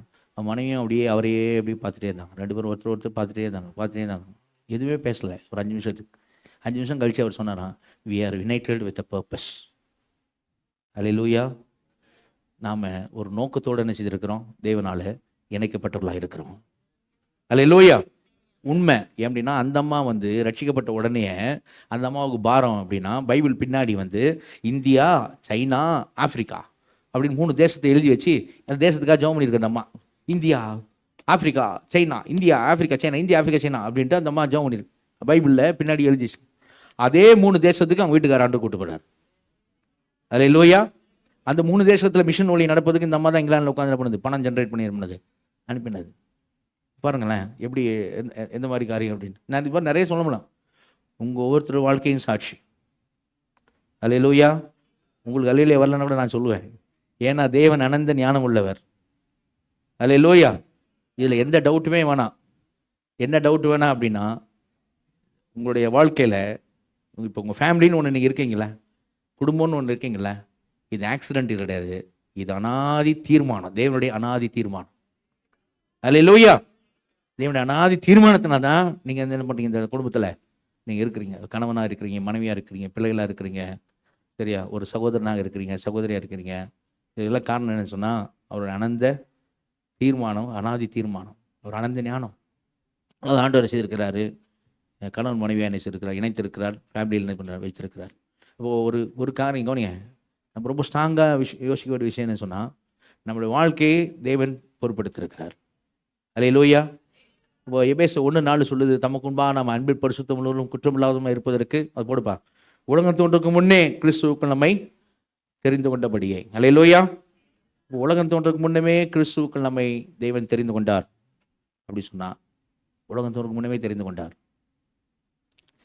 கிறிஸ்துவுக்குள்ளே தேவன் நம்மை தெரிந்து கொண்டார்னு சொன்னால், ரட்சிக்கப்பட்டதுக்காக தெரிந்து கொண்டார் அப்படின்னா, மற்ற எதுவுமே ஆண்டவர் கணக்கில் எடுக்க மாட்டாரா? வேறு எதுவுமே எனக்கு கணக்கில். நான் சொல்கிறது புரியுதா? அப்போ ரட்சிக்கப்பட வேண்டும் அப்படின்னும் போது நம்மளை குறித்து சரியா அவர் முன்னமே அறிவார். அப்போ எந்த காலகட்டத்தில் இந்த பூமியில் நாம் இருக்க வேண்டும், எந்த குடும்பத்திலே நாம் பிறக்க வேண்டும், எந்த நபருக்கு நாம் மனைவியாகவோ அல்லது கணவனாகவோ மாற வேண்டும், யாருக்கு பெற்றோராக மாற வேண்டும், யார் என்னுடைய பெற்றோராக இருக்க வேண்டும், யார் என் கூட பிறக்க வேண்டும், சரி, யார் கூட நான் பிறக்க வேண்டும், இது எல்லாவற்றையும் தீர்மானித்திருக்கிற தேவன். நல்லா இல்லையே சொல்லுங்க. இது எல்லாவற்றையும் அவர் கரிசனையோடு செய்திருக்கிறார். அல்லேலூயா. கரிசனையோடு செய்த தேவன். அப்போ அந்த கரிசனையோடு செய்திருக்கிறவர், சரியா, அவர் தப்பு பண்ணலை, அவர் மிஸ்டேக் பண்ணலை, சரியா. இதுதான் முதலாவது நமக்கு அஸ்தியவகரமாக இருக்க வேண்டிய காரியம். நம்ம லைஃப்பில் இப்போ நம்ம யோசிக்கிற ஒரு விஷயம், நம்ம உறுதியாக எடுத்துக்கிற விஷயம் என்னன்னா, இது எடுத்துக்க மாட்டேன் அப்படின்னு சொன்னால், கலவணி நான் சொல்கிறது கொண்டீங்க, இது எடுத்துக்க மாட்டேன் அப்படின்னு நம்ம சொன்னால், நான் நம்ம என்ன தான் சொல்கிறோம் அப்படின்னா, தேவன் என் லைஃப்பில் நீ சொல்கிறதெல்லாம் ஓகே, ஆனால் என் லைஃப்பில் தப்பு பண்ணிட்டார், அது மாதிரி சொல்கிறீங்க, அது மாதிரி ஆகிடும். இதை நான் எடுத்துக்க மாட்டேன் அப்படின்னு சொன்னால் என்ன அர்த்தம் அப்படின்னா, அவர் அனந்த ஞானம் உள்ளவர் அல்ல அப்படின்னு ஆகிடும். இது எடுத்துக்க மாட்டார் அப்படின்னா என் லைஃப்பில் நடந்து அவருக்கு தெரியாது, இது மட்டும் மறைக்கப்பட்டது அப்படின்ற மாதிரி ஆகிடும். இது எடுத்துக்க மாட்டேன் அப்படின்னு சொன்னால் தேவன் தீர்மானத்தின்படியாக என் வாழ்க்கையை தீர்மானிக்கல அப்படின்னு ஆகிடும். இது எடுத்துக்க மாட்டேன் அப்படின்னு சொன்னால் தேவன் மிஸ்டேக் பண்ணக்கூடியவர் அப்படின்னு ஆகிடும். இது எடுத்துக்க மாட்டேன் அப்படின்னு சொன்னா தேவன் என் வாழ்க்கையில தவறு செய்து விட்டார் அப்படின்னு ஆயிடும். இல்லை, இல்லவே இல்லை, இல்லவே இல்லை. அப்போ அவர் அப்படி ஒரு அனாதி தீர்மானம், அவர் அனந்த ஞானம் ஆதாமுக்கு ஏவாளை உண்டாக்கினது போல தான் இயேசு கிறிஸ்துக்கு சபையை தேவன் ஏற்படுத்தியிருக்கிறார். அந்த சபையில் தான் நீங்கள் நானும் இருக்கிறோம். அல்லேலூயா. நம்ம உட்காந்துருக்கு இந்த சேரில் வேறு யார் வேணாலும் சேர்ந்து உட்கார முடியும், யாரை வேணாலும் ஆண்டு கொண்டு வந்து உட்கார முடியும் இல்லையா? ஏன்னா நிற்கிற இந்த இடத்துல பிரசங்கம் பண்ணுறதுக்கு யாரை வேணாலும் ஆண்டு கொண்டு வந்து நிற்க வைக்க முடியும். ஆறாவது நேரத்தில் சொன்னது போல் அவர் நம்மளுக்கு காண்பித்திருக்கிற தயவு பெரியது, கிருபை பெரியது. அல்லேலூயா. அந்த தயவு நாள் கிருபை தான் பிழைத்திருக்கிறோம். நீர் எனக்கு பாராட்டின கிருபைக்கு நான் எவ்வளோ வேணும் பார்த்துருன்னு அல்ல சொல்லல, அதானே. அப்போ அதை நம்ம உணர்ந்தோன்னு சொன்னால், சரி, தேவ கரம் என் மேலே இருக்குது, என் லைஃப்பை ஆண்டவர் பொறுப்படுத்திருக்கிறார். நீங்கள் நம்ம நிறைய பேர் உயிரோடு இருக்கிறது ஆண்டோட கிருபை தான். தாயின் வயிற்றில் எத்தனை குழந்தைகள் போக தெரியுமா? பிறந்தவன் எத்தனை குழந்தைங்க மறைக்க தெரியுமா? சரியா, நிறைய இருக்குங்க, சரிங்களா. இன்றைக்கி நம்ம ஆண்டு சமூகத்தில் இருக்கிறோம், ஆண்டு பிள்ளைகளாக இருக்கிறோம் அப்படின்னாலே அவருக்கு தெரியும் நம்முடைய ஜீவன் அவருடைய கரத்தில் இருக்கிறது. அல்லேலூயா. நம்முடைய காலங்களை அவர் அறிவார், நம்முடைய காலங்களை அவர் அறிவார். நம்முடைய ஜீவன் அவருடைய கரத்தில் இருக்குது, சரியா. அவர் தீர்மானிக்காமல், அவர் இது பண்ணாமல் நமக்கு ஒன்றும் என்ன செய்யாது, சம்பவிக்காது. அப்போ எல்லாமே ஒரு கரத்தில் வச்சிருக்கிறார். சர்வத்தையும் ஆளுகை செய்கிற தேவன் அவர். அல்லேலூயா. அந்த சர்வ ஆளுகைக்குள்ள தான் நாம் இருக்கிறோம். நீங்க எரேமியா 18ஆம் அதிகாரத்தை பார்த்தீங்கன்னா சொன்னீங்க, நீங்கள் என் கையில் இருக்கிறீர்கள். அல்லேலூயா.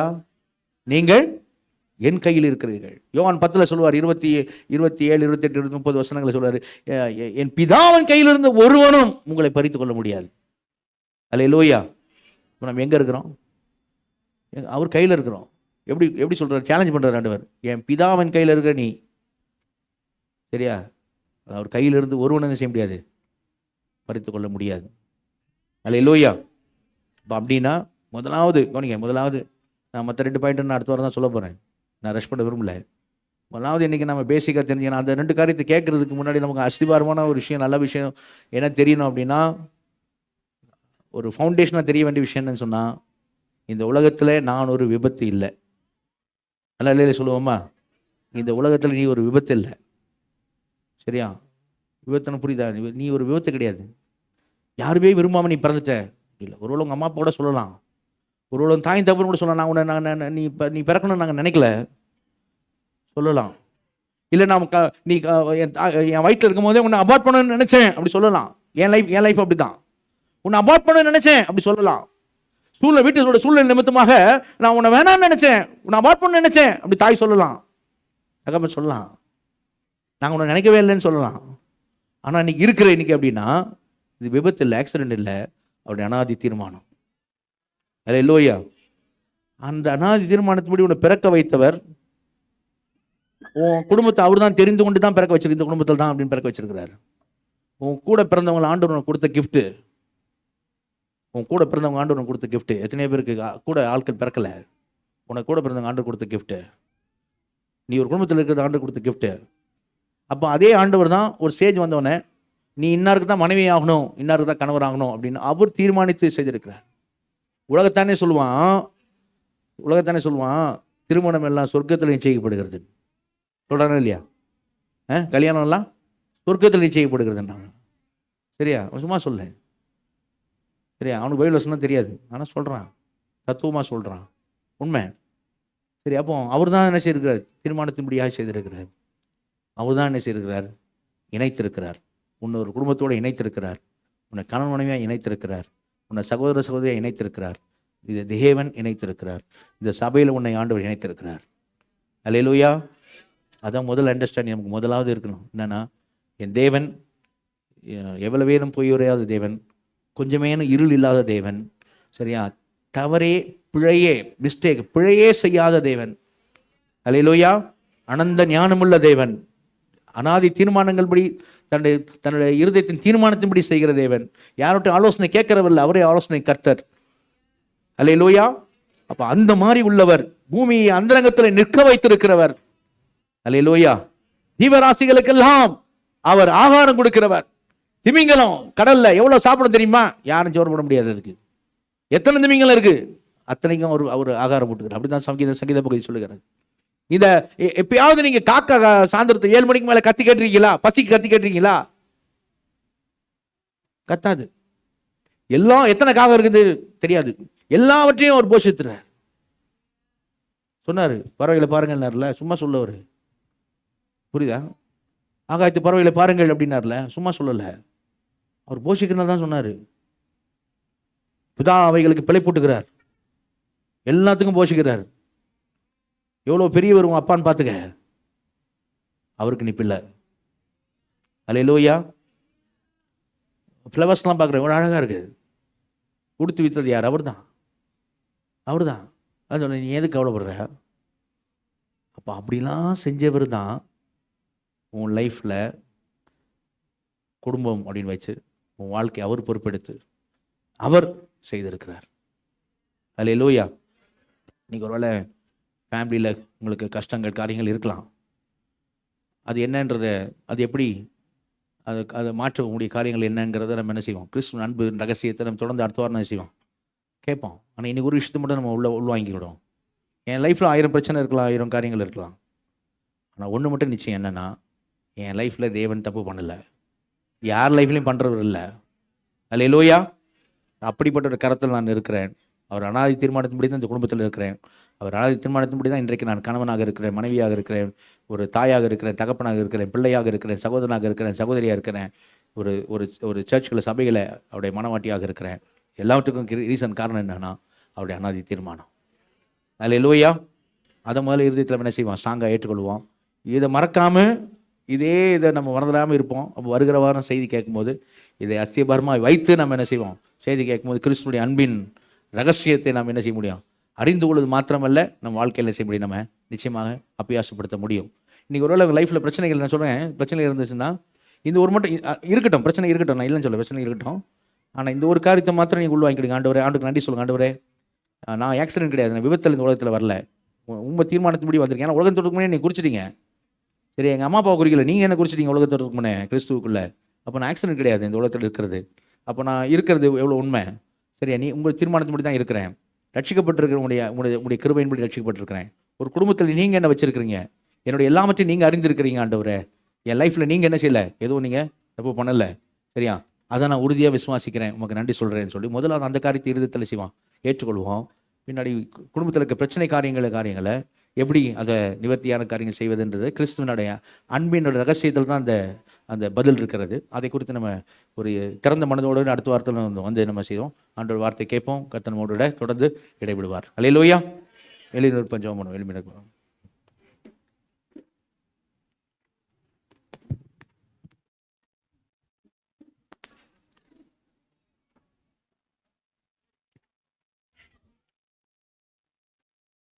எல்லாரும் கண்களையும் மூடி, எல்லாரும் கண்களையும் மூடி கவனிங்க. இன்றைக்கி நம்ம லைஃப்பில் இருக்கிற பிரச்சனையை வச்சுட்டு நீங்கள் எதுவும் யோசிக்காதீங்க. வசனங்களை விசுவாசிங்க. வசனம் சொல்லுகிறது, அவர் உலகம் தோற்றக்கு முன்னமே கிறிஸ்துவுக்குள் நம்மை தெரிந்து கொண்டிருக்கிறார். தகப்பனும் தாயும் கைவிட்டாலும் என்னை கர்த்தர் சேர்த்துக் கொள்வார். தாயின் கர்ப்பத்திலே நான் உன்னை அறிந்தேன், உன்னை ஆதரித்தேன் என்று சொல்லுகிறவர். எலும்புகள் உருவாக முன்னே நம்முடைய கருவை அவர் கண்கள் கண்டது என்று சொல்லி வேதம் சொல்லுகிறது. அவருடைய அனாதி தீர்மானத்தின்படி நம்மை சிருஷ்டித்திருக்கிற தேவன், எல்லாவற்றையும் பார்த்து பார்த்து செய்கிற தேவன், நம்ம எந்த குடும்பத்தில் இருக்க வேண்டும் என்று அவர் நிர்ணயித்திருக்கிறாரோ அந்த குடும்பத்தில் நம்மை வைத்திருக்கிறார். இது ஒரு விபத்து இல்லை. நம்ம குடும்பத்தார் எல்லாம் ஆண்டவர் நமக்கு தந்திருக்கிற ஆசீர்வாதம். இன்றைக்கி நான் இருக்கிற ஒரு காரியம், நான் கணவனாக இருக்கலாம், அது மனைவியாக இருக்கலாம், ஆண்டவர் நிர்ணயித்திருக்கிற காரியம். நான் ஒரு சகோதரனாக சகோதரியாக இருக்கலாம், அது ஆண்டவர் நிர்ணயித்திருக்கிற காரியம். ஆண்டவர் எனக்கு தந்திருக்கிற குடும்பம்.